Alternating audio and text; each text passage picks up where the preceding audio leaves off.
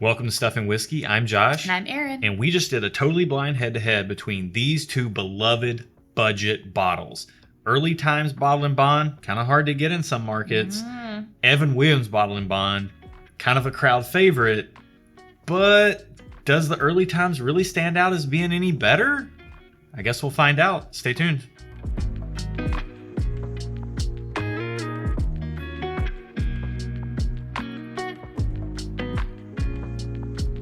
Welcome to the channel, bringing a real-world perspective to the real-world whiskey consumer. We're not professional whiskey tasters. We're normal folks, probably just like you. And what we're going to do today is we're going to randomly select one of these pairings from our blind sample pool. These are interesting matchups we've put together that we think will be fun. And we're going to give you our honest opinions on what's in the glass. We won't know what's in our glass while we're drinking it, but you will. Check the video description below for more information on the pours if you're interested. In the end, what we're going to do is give these a real-world score, and that's based on what is important to us in whiskey, which is the taste, the pricing availability, and whether we would buy it again or not. And that is all informed by what we learned during this blind tasting. So let's run our randomizer and see which of these 18 pairs we'll be tasting. 15. So 8, it's 9 and 9. So 18, 17, 16, 15. All right. We're going to get these poured. We'll be right back with our first impressions. All right, let's get into glass one. It smells like pancake batter. Like whole wheat pancake batter. Interesting. That's a hyper-specific nosing note. Okay, there's a gnat here. Sorry. You're just going to have to let it fly. Literally let it fly. I'm getting a lot. Well, yeah. I didn't mean it like that. All right, now the gnat's gone. Let's get back into the nose on glass one. Yeah, I'm just getting like a nice bourbon-y general sweetness off of the nose. It's really nice on the nose. All right, I'm getting into the taste. All right. This tastes like classic bourbon, I feel like. Yeah, it's first drink of the day. Yeah, it is. But it's packing a little bit more proof on the palate than I thought on the nose. Smelled kind of low proof on the nose. It's coming through more like a 100 proof pour on the palate. But we'll see if that changes with some subsequent sips, as it often can. Yeah, I'm not really getting anything like specific tasting wise though. It's good. Yeah, it just got like a really nice sweetness to it. Like this is something that I'd want to have if I'm just sitting down, relaxing, didn't want to be challenged too much by the pour, but really wanted to enjoy it and have good flavors. This is a nice glass. It kind of tingles, like it's warm going down. It doesn't just disappear and fall flat. Yeah. It's kind of faint but lingering, as I say, which is probably related to the proof, maybe not being super, super high. But the flavor in the glass is quite nice. I want to see how it compares to glass 2. Let's get into 2. I smell like apple on this one. I'm getting a really similar nose. It's just that kind of general sweetness, maybe a little more fruity sweet, a little less like sugary sweet or syrupy sweet, and a little more fruity sweet. I get green apple Laffy Taffy. Although ever since someone sent us them, that's all I get is like green apple Laffy Taffy. I don't get that at all. Nothing that strong. I'm gonna get into the palate. Okay. Oh, I don't like that. It tastes like straw. Not my fan. I'm not a fan of that. I don't know. I like it pretty well. These are interesting. Like, I would put these kind of on a very similar level. I'll say oftentimes like they're both good. They're similar, but just different, if that makes sense. I don't think they're similar. My sister used to say growing up, she'd say same but different. And that always used to drive me crazy because I was like, what in the world does that even mean? But that's kind of what things are sometimes. They're the same but different. Like these are both pretty comparable pours. You know, they're in here as a matchup, so they probably should be. Yeah. But yeah, I'm getting like a really similar experience. One's maybe a little bit more easy sipping. Glass 2 is a little bit more on the challenging side in the experience aspect of it all. But these are both pretty good. We're going to take some more time with these, clear our palates, do a real appropriate tasting job, and we'll be back with that after this.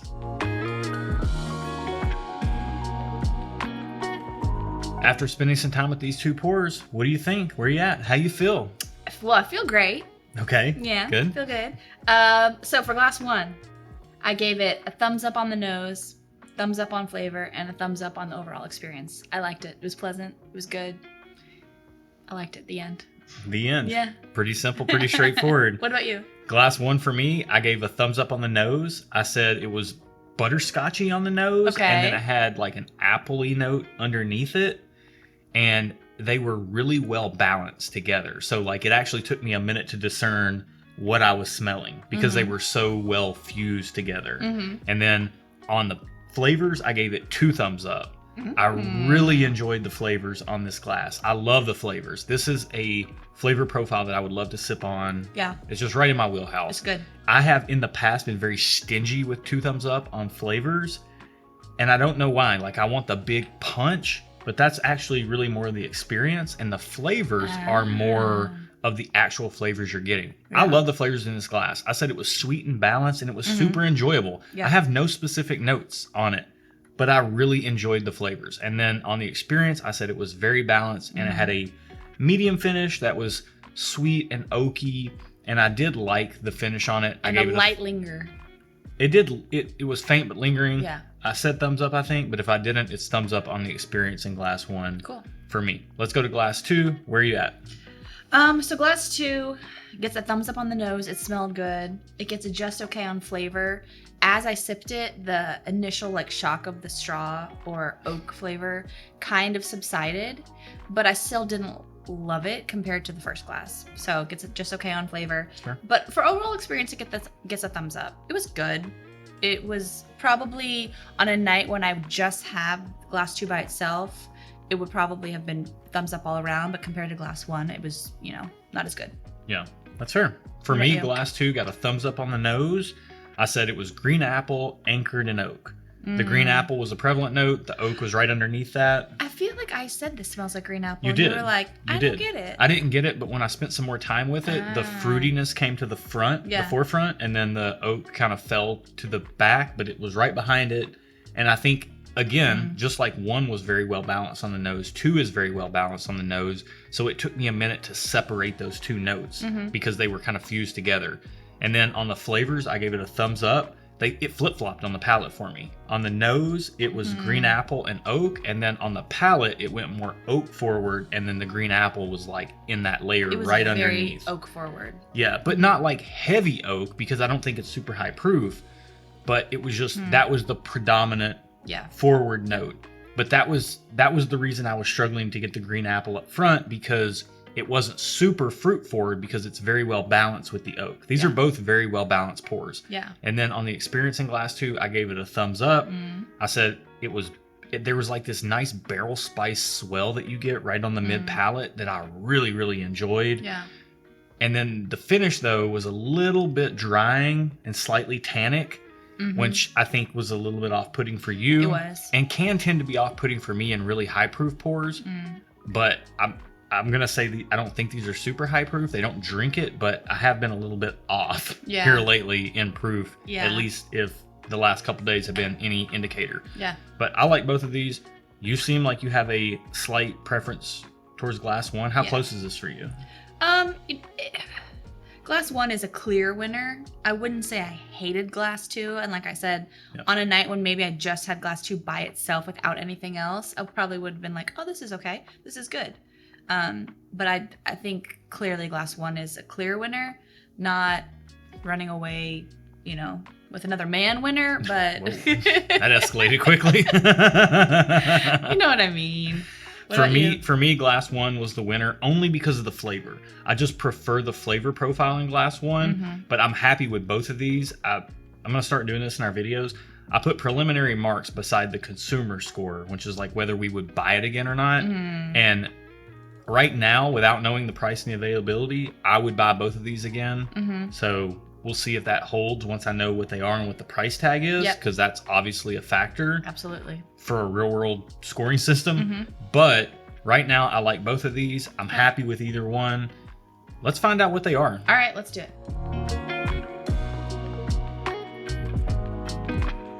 We find out price first, and then we find out what we've been drinking. So that way you get to see us react to the price of what we've been drinking, and you find out whether we think it's worth it or not. So we both preferred glass 1. Let's start with glass 2. Okay. Glass 2 is number 42. Okay. And glass 1 is number 43. Okay. So price on 42. $15. Oh, wow. I would not have thought that was a $15 pour. What is the price? It didn't taste like a $15 No, pour. not at all. It tasted better than a $15 I would have pour, rated, I will say that. I would have rated that like a $30 or $40 pour and been happy to pay that. What is glass 43? $25. Oh, wow. So not bad for either. Yeah. What in the world? Hold on a minute. I'm happy with both of these for that price. What are they? So glass... Let's start with glass 2, number 42. 42. Evan Williams Bottled in Bond. I feel like we've had this before, and I've liked it a lot. Oh my God, Haven't this I makes not? perfect sense. Okay, what is 43? Early Times Bottled in Bond. Wow. So what is that? Hold on. This is unreal. Haven't I had Evan Williams Bottled in Bond before and liked it? We've had Or was both that- of these before. So, okay, let me just real quick. We need to talk about this. So, Okay. we have not had Evan Williams Bottled in Bond in our blind head-to-heads before, I don't think. Okay. We have had Early Times. Okay. And Early Times Bottled in Bond, there have been times where I've poured it completely non-blind and it is overly sweet for me. And I like sweet stuff, but it's overly sweet and I just don't like it. I've Yeah. not finished glasses of this, which is very rare Which for is me. really interesting because you asked me for another sip of my glass Yeah. one when we And- were behind the And scenes. in blind head-to-heads before, I think it's at least popped up against Blanton's. You'll have to check the videos in our history to Yeah. see that. But this, I'm stunned. That Yeah. like when you told me the prices, I was trying not to think about what they could be. Yeah. But I had no clue that this is what they were. So that just goes to show you on different days with your palate being different. You know, that's what we're not here to highlight whiskey from like a qualitative professional standpoint. Yeah. We're here to show you guys over time how whiskey can differ and how interesting matchups can compare. Yeah. I'm not mad at either one of these Yeah. at all. And for $15, I know Early Times can the be a little price. hard to find in a lot of markets, but for the price for Evan Williams for $15, I'm super happy with this. Like I said, I preferred the experience on this. I just preferred the nose and flavor profile a little bit more on the Early Times, but it was a really close matchup. This Yeah. is super fascinating. Yeah. So for our retail and consumer metrics, retail being the price and availability, and consumer metrics being whether we would buy it again or not, based on the price, availability, Yep. the blind tasting, all that stuff. Let's get into it. Early Times, what are you feeling? So it's $25, but it's for a liter. So you're getting even more. I think if you break it down to like a 750 milliliter, it's like $20 or maybe even less. Gotcha. But you said it's hard to find. In a lot of markets it is. Okay. It got really hyped up and people kind of went nuts for it. It should be an available product. It is an available product in our market. Okay. I can go out and find Early Times. Okay.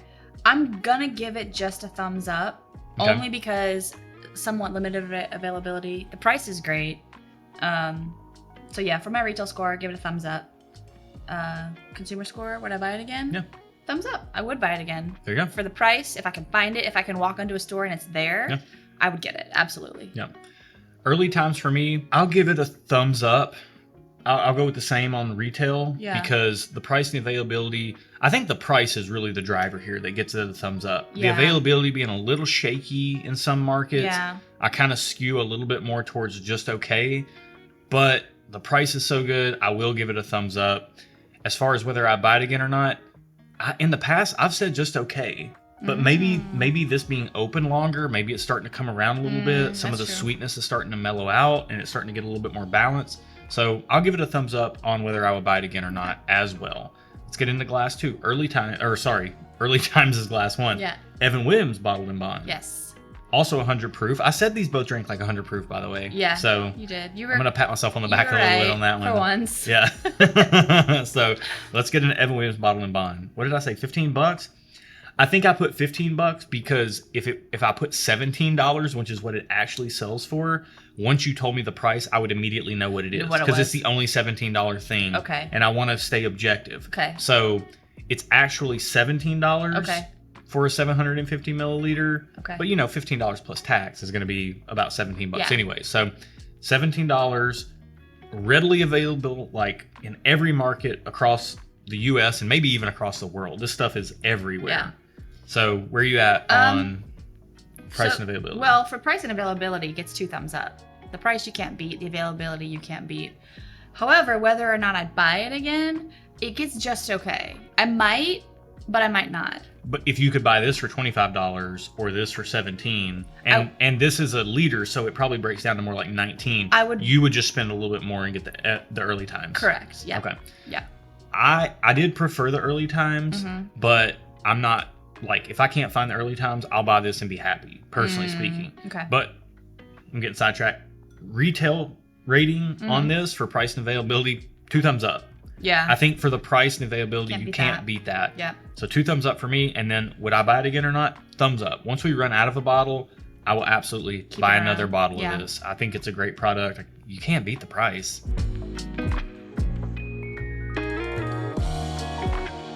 We get our real world scores by adding up the thumbs you've seen on the screen.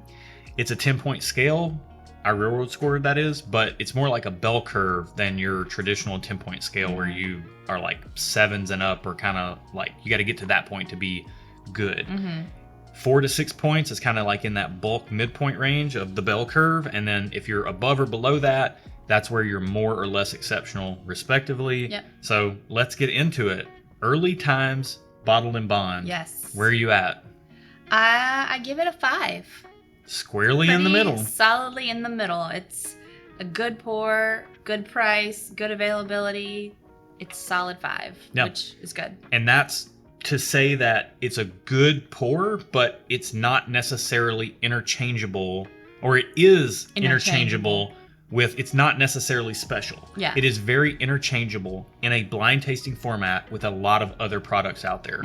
I gave Early Times Bottle and Bond a 6 on Real World score. Okay. And to me, I almost went just thumbs up on flavor, but I ultimately did go 2 thumbs up. I'm trying to be a little bit more loose with my scoring and not such a tightwad. So this was very close to scoring a 5 for me, but it ultimately got a 6, still in that midpoint range. Yeah. That accurately reflects how I feel about Early Times. I feel like it's very interchangeable with a myriad of other products out on the market. Yeah. And if you can't find Early Times Bottle and Bond, there's a lot of other products that I would happily drink instead of this. So don't fret if it's not in your market.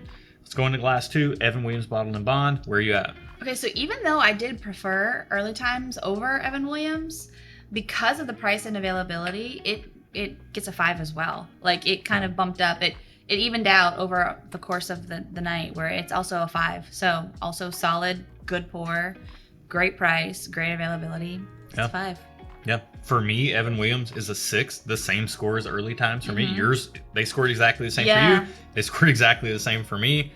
I mean, what'd you down rank? You ranked Evan Williams a little low on flavor. You were a little iffy on the flavor. I didn't love the flavor. It tasted like straw to me, but that's just me. To me, I love the nose on Early Times the best out of these two, and I love the experience the best on the Evan Williams. It's no wonder that these are widely loved, heralded products in the whiskey community. They're both great. I was stunned when I found out the price. I'm super happy with both of those prices for both of these pours. They don't drink like cheap pours. That's a great point. If you take anything away from this video, that's it. Yeah. Listen to her. I mean, if you watch the channel for any length of time, you already know that, but that's a great point. Yeah.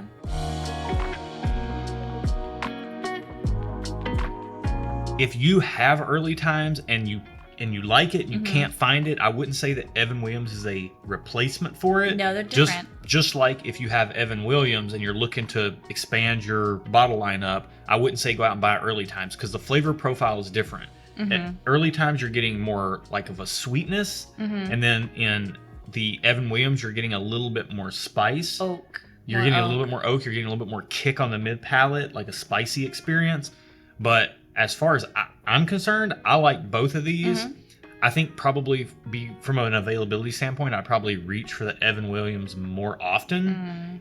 But they're both good. But you know what? If they both dried up, there's other products on the market that are just as good as these. Yep. Look, for the price, try them both. If you like anything like Buffalo Trace, if you like Elijah Craig Small Batch, and you want to dabble in some less expensive whiskeys to mix things up, these are both kind of in that same wheelhouse. So definitely check these two out if you haven't yet. And if you haven't yet checked out our Patreon, you can do so in the video description below. If you like blind tastings like this, we have a tier in there where you can get blind tasting kits in your home, and we walk through that whole experience with you. It's a ton of fun. We also do bonus content on there. You get 2 videos a week. 2 additional videos a week. Well, you get 2 videos a week here on the YouTube channel. Yeah. Our blind head-to-heads on Thursdays, and then you get our episodes on Saturdays. But then on the Patreon, you also get 2 other filmings that are more low-key. We're in our pajamas. That doesn't sound At the end of the night. Doesn't sound nearly as spicy as you might think it is. Like, it's pretty chill. Yeah. But we do these little quick hit videos, so you can check that out down there. And there's also a ton of other stuff in the tiers that you can check out as well. You can also see the date and time of our next live stream. We absolutely love live streams. We hope you'll tune in for the next one. Yeah. They're like a big, giant virtual happy hour. They're awesome. Yeah. We try to do some kind of fun concept around it, and we're going to keep on having those once a month. Check it out. And in order to see our live streams, you need to be subscribed to our channel. Ooh, that's true. So you need the bells, what you need. You need to subscribe to the channel and then hit that notification bell so you'll be notified whenever we do post a live stream, so you can go see it, because those don't pop up on our YouTube channel until afterwards. So if you want to participate live, you got to subscribe. Yeah, absolutely. Till next week, guys. Cheers. Cheers.